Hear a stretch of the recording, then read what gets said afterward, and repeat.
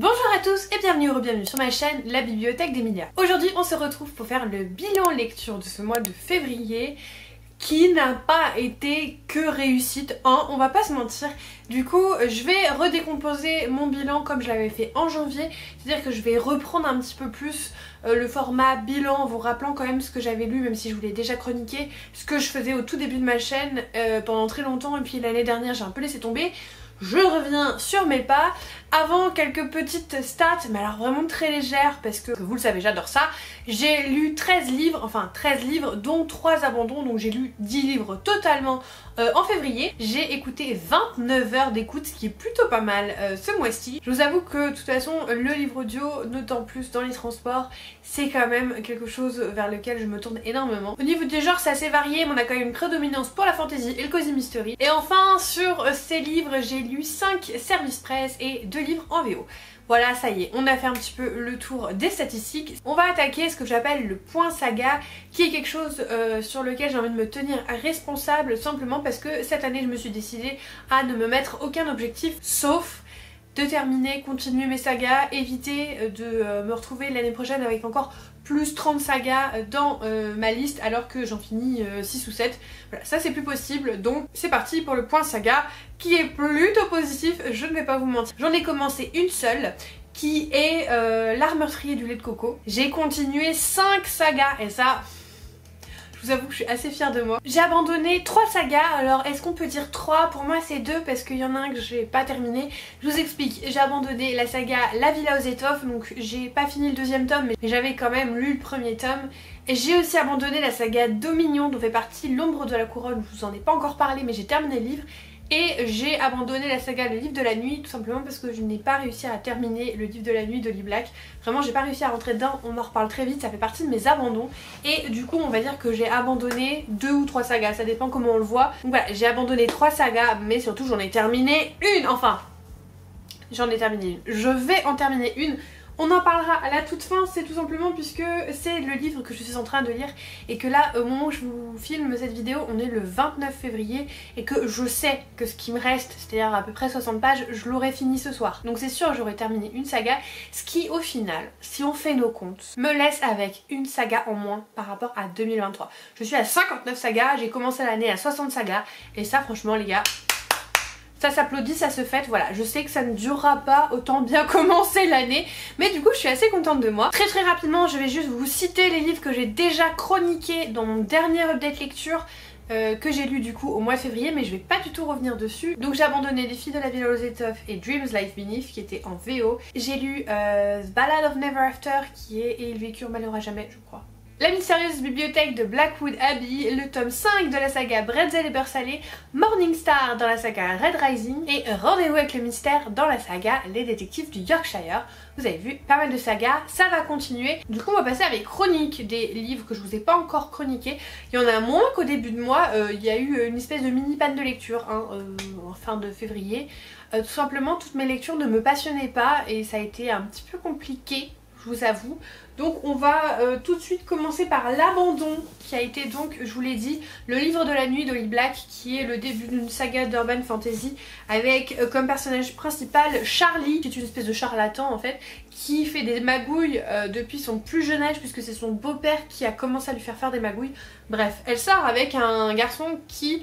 s'est fait voler son ombre puisque le système de magie repose énormément sur les ombres et sur le fait que certaines personnes fassent du trafic d'ombres. On peut aussi remodeler son ombre pour avoir des ailes ou des trucs comme ça. Alors seulement dans l'ombre, hein, pas dans la réalité. Enfin dans la réalité, dans le palpable on va dire. Voilà, c'est un truc un peu mystique comme ça et en même temps très urban fantasy. On est vraiment dans une ville, on n'est pas du tout dans un truc genre faille médiévale quoi. J'ai abandonné cette lecture qui était une lecture commune à peu près à la moitié, à 200 pages. Pourtant il est pas très gros, il a l'air, mais en fait il fait que 400 pages finalement. Je le savais d'avance. Mais j'ai quand même voulu lui donner une chance. Et en fait je me suis ennuyée tout du long. Je n'ai pas réussi à accrocher à l'histoire, aux personnages. Je m'en fichais comme de l'an 40. Vraiment je lisais parce que je devais lire. parce qu'on devait en parler, et même les 2 seuls soirs où on en a parlé, parce que du coup la LC s'est arrêtée assez rapidement, parce que 200 pages, voilà, je les ai lues en 2 jours, on n'avait pas grand chose à se dire, mais on était toutes les deux là, genre bah il s'est rien passé, voilà. T'en penses quoi? Bah c'est pas ouf. Voilà, en gros, je vous résume nos conversations, mais c'était vraiment ça. Je sais pas si elle l'a continué, je sais qu'elle non plus, elle était pas très emballée par cette histoire. Moi en tout cas, je sais que j'ai plus envie de me forcer. Vous l'avez vu, cette année, je fais beaucoup d'abandons, mais en fait c'est simplement parce que j'ai acheté beaucoup de livres sans trop réfléchir. Et maintenant j'en paye le prix un petit peu, vous voyez ce que je veux dire? J'ai eu une folie d'achat où j'achetais un petit peu tout et n'importe quoi parce que je le voyais passer, parce que j'en avais envie. Et notamment les 2 Saxus. Notamment les 2 Saxus.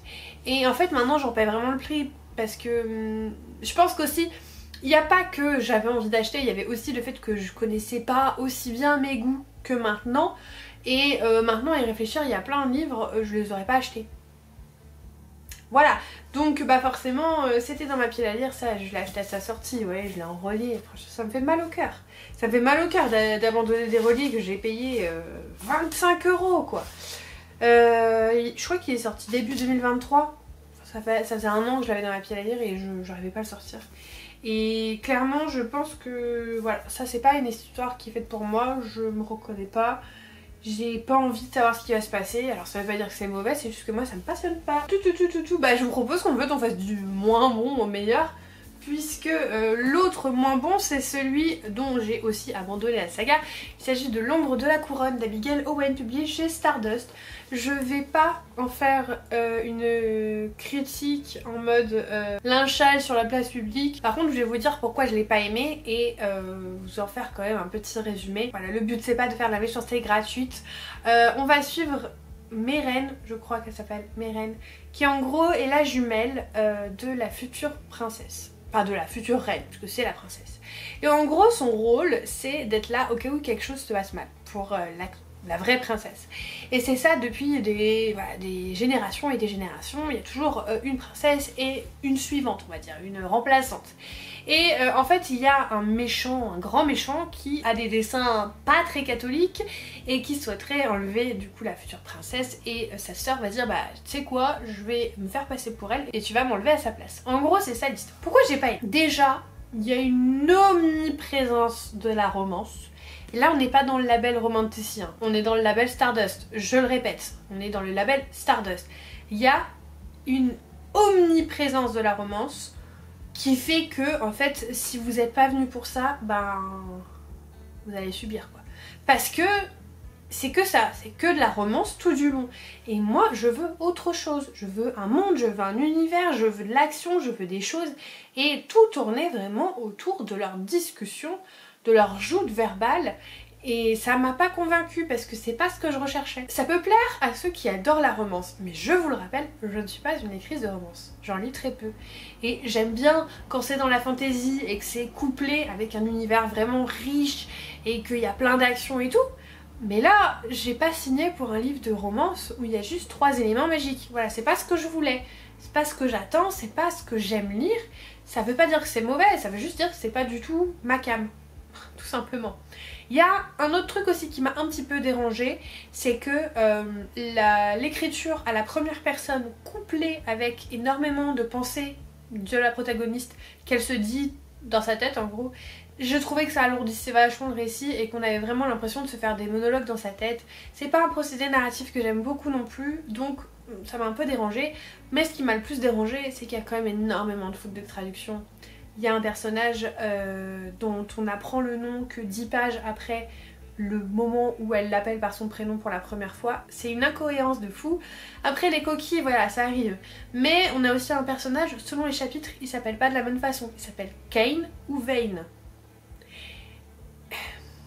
C'est pas une épreuve non corrigée, vous voyez ce que je veux dire? Si on met de côté les coquilles, parce que ça m'a vraiment dérangé quand même, c'est t'as un récit qui se passe à la première personne, j'aime pas trop ça, et c'est un récit qui tourne énormément autour de la romance, et c'est pas ce que je préfère, donc forcément ça a pas trop marché avec moi. Après voilà, je sais que les autres partenaires adorent ça, peut-être parce qu'elles sont beaucoup plus branchées romance que moi, j'en sais rien, mais j'ai vu plein de super retours là-dessus, donc ça se trouve vous allez aimer, mais si comme moi vous n'êtes pas hyper fanat de la romance de base, Je suis pas sûre que ce soit pour vous. Ensuite, sur l'échelle de la kiffance, on a L'Ange de Marchmont Hall de Lucinda Riley que j'ai écouté en audio, c'est publié chez Charleston et je vous en avais un petit peu parlé dans mon dernier update lecture.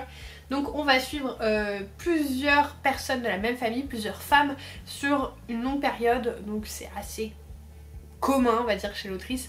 Mais on commence avec Greta qui est une jeune femme en fait qui va au moment de la guerre tomber enceinte et ensuite va se faire recueillir par un ami pour pouvoir élever sa fille parce qu'évidemment le soldat GI américain qui l'a mis enceinte est retourné aux États-Unis.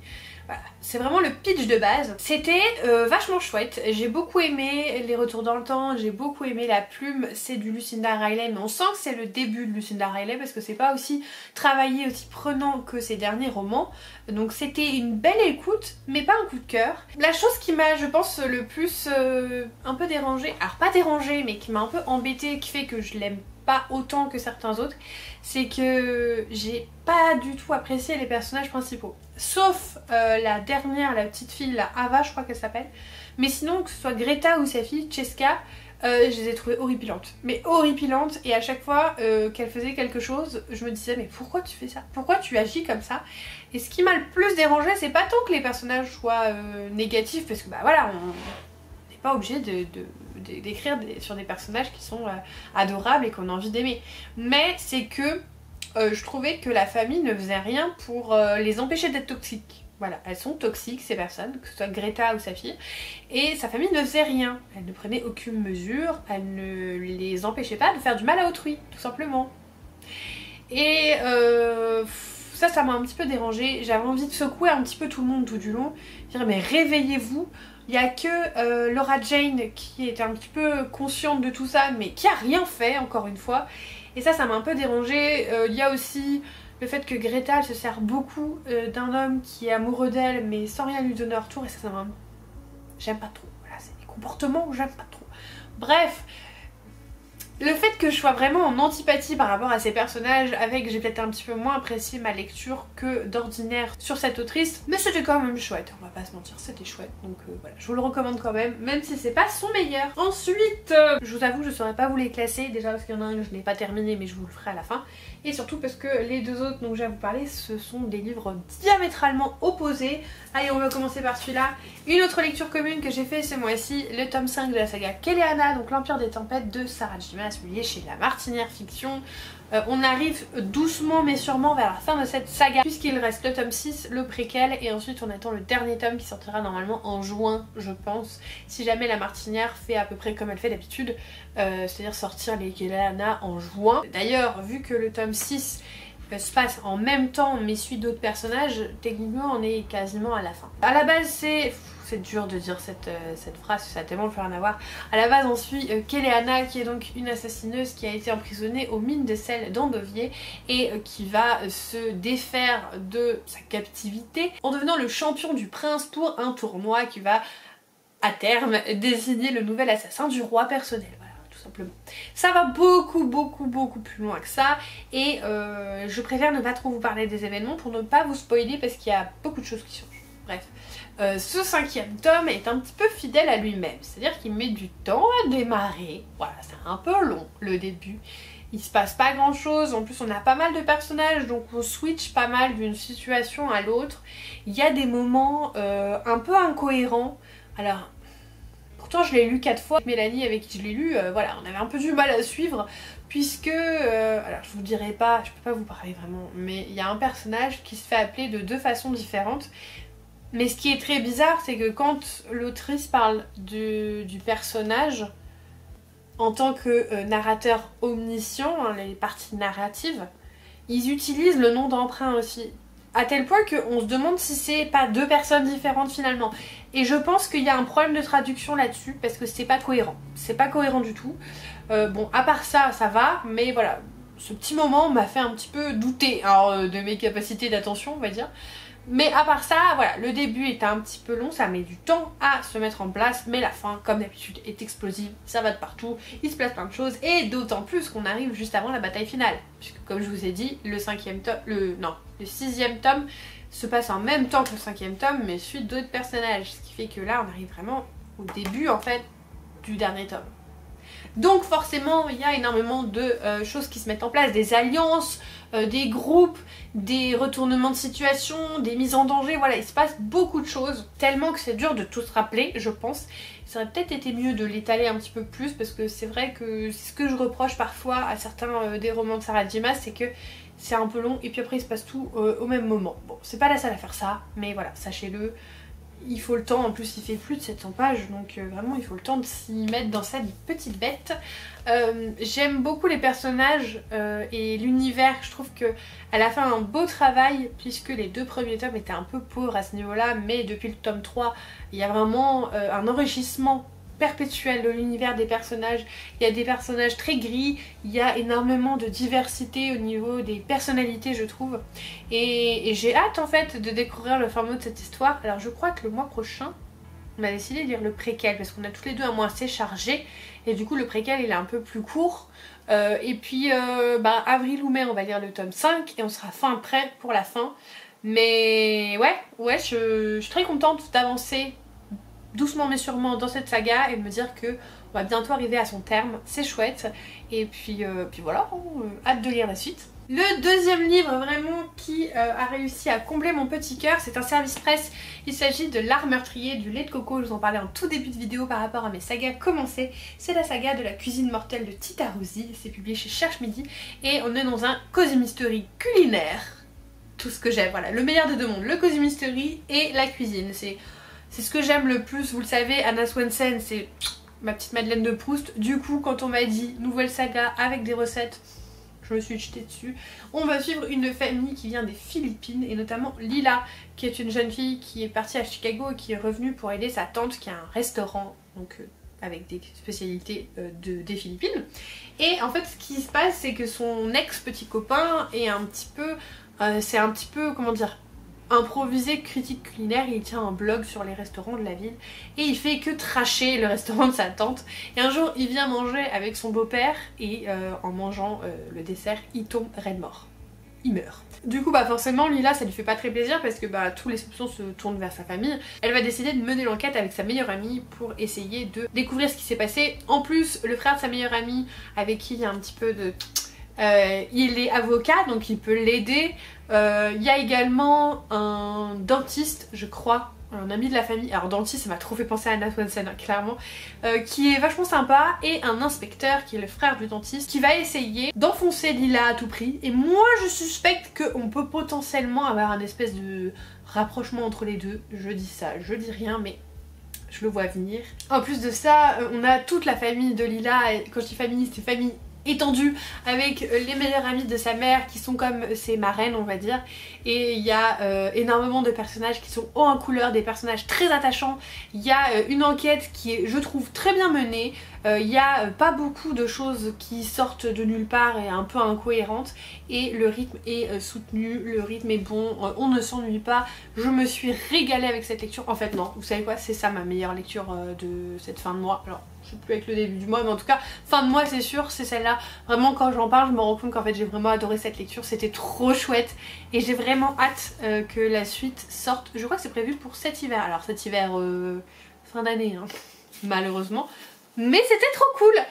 Au niveau des recettes, je sais pas si je pourrais vraiment les reproduire parce qu'il y a énormément d'ingrédients que je ne trouve pas au magasin. Ou alors il faudrait que j'aille vraiment dans des épiceries spécialisées à Lille, je sais pas s'il y en a où il y a ça. Parce que c'est vraiment au-delà, c'est pas vraiment de l'épicerie asiatique là, on est vraiment sur un truc très particulier aux Philippines. Et du coup je sais pas si j'arriverai à reproduire, mais très contente de découvrir la culture aussi un petit peu.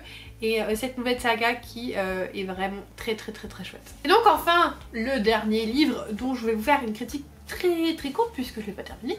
Mais n'ayez crainte, comme vous le savez, il y a un saga en série à chaque fois que je termine une série. Donc dès que je l'aurai terminée, potentiellement je pense que je la filmerai ce week-end, vous l'aurez dans la semaine d'après. Je vous ferai un saga en série et je vous donnerai un petit peu plus mon avis sur ce tome puisque je ne l'ai pas terminé. Il s'agit des Enclaves dorées de Naomi Novik, publié chez Pygmalion, qui m'a été envoyé en service presse, et je vous avoue que cette saga je l'aime vraiment beaucoup. Je sais qu'elle est particulière, il y a une narration qui est particulière, il y a une façon de raconter les choses qui est un peu lourde mais l'histoire est trop chouette. On suit une école de magie tellement dangereuse qu'il n'y a même pas de prof en fait. Cette école chaque année c'est rempli de monstres avares qui ne cherchent qu'à dévorer les élèves. En fait le but c'est de sortir vivant de cette école. Et on suit Galadriel qui est une jeune femme plutôt taciturne, qui est en colère contre le monde et qui a pour mère une femme toute guillerette, toute mignonne et qui fait plein de petits remèdes pour soigner les gens. Donc un petit peu le yin et le yang. Et à côté de ça vous avez en fait celui qui va devenir son plus fidèle confident, qui ressemble finalement pas mal à sa mère puisque c'est un jeune homme qui s'appelle Orion et qui est tout sauf égoïste. Tout ce qu'il fait c'est essayer de sauver les élèves, puisque pendant l'année vous avez aussi quelques petits démons, enfin des malais ça s'appelle, qui essayent de venir manger les élèves, hein, voilà, faire leur petit repas. Et lui s'est fait une espèce de commandement de sauver plus d'élèves possible. Du coup c'est un espèce de chevalier blanc qui va toujours se battre pour les autres mais qui va jamais rien faire pour lui. Et du coup ça ressemble un petit peu quand même trop à sa maman, mais finalement ils vont réussir à se lier puisque c'est un petit peu les opposés qui s'attirent. Mais c'est très drôle, le contraste entre les deux est très très drôle parce que elle est très négative, très taciturne et c'est vraiment une ado en colère. Et en fait je pense que là où les gens n'aiment pas le personnage de Galadriel, je pense qu'il faut le prendre avec beaucoup de second degré et que c'est fait pour être drôle et pour pas rendre le personnage appréciable en fait, c'est fait exprès. Et plus les tomes avancent, plus Galadriel devient agréable et devient un petit peu acceptable. Et ça c'est au contact d'autres personnes, parce qu'il faut pas oublier Galadriel, elle a vécu toute sa vie dans une espèce de communauté, dans une yourte avec sa mère qui fait que soigner les gens et qui fait bonjour, voilà en gros. Et du coup elle, rappelez-vous quand vous étiez adolescent et que vous vous rebelliez contre votre parentèle on va dire, et voilà c'est un peu pareil mais au contact de personnes un peu plus différentes, et elle va s'ouvrir, elle va s'apaiser. Je trouve qu'elle évolue pas mal quand même Galadriel dans cette histoire. Ce troisième tome, même si je l'ai pas terminé mais je vous dis il me reste 60 pages, ce que j'en pense c'est que je passe un très bon moment. Par contre le côté école me manque beaucoup. On n'est plus dans l'école et ça se sent, et je vous avoue que je pense que j'aime moins du coup ma lecture. Je suis un peu fatiguée en plus, alors c'est pas aisé à lire, mais je suis contente quand même de retrouver nos personnages et je me demande comment ça va terminer. Parce que là on est vers la fin mais j'arrive pas à avoir une fin claire dans ma tête, donc vraiment je me pose des questions. Mais en tout cas c'est une bonne lecture, pas aussi bonne que les deux premiers tomes, mais c'est une saga qui pour sûr restera un petit peu dans ma mémoire, je l'aime beaucoup. Et je vous fais un saga en série très rapidement là-dessus. Et voilà, on est arrivé à la fin de cette vidéo. Si vous êtes toujours là, n'hésitez pas à mettre un petit emoji chef, vous savez la personne avec la toque de chef là, pour l'art meurtrier du lait de coco ou une noix de coco, ou les deux, voilà, soit un chef, une noix de coco, les deux, ce que vous voulez, faites-vous plaisir. Évidemment je vous remercie pour tout votre soutien vidéo après vidéo, vraiment je le dis à chaque fois mais c'est tellement vrai. Et n'hésitez pas, si vous n'êtes pas encore abonné, à vous abonner, mettre un petit commentaire et un pouce en l'air. Et comme d'habitude, en attendant la prochaine vidéo, je vous souhaite de merveilleuses lectures et je vous fais des bisous.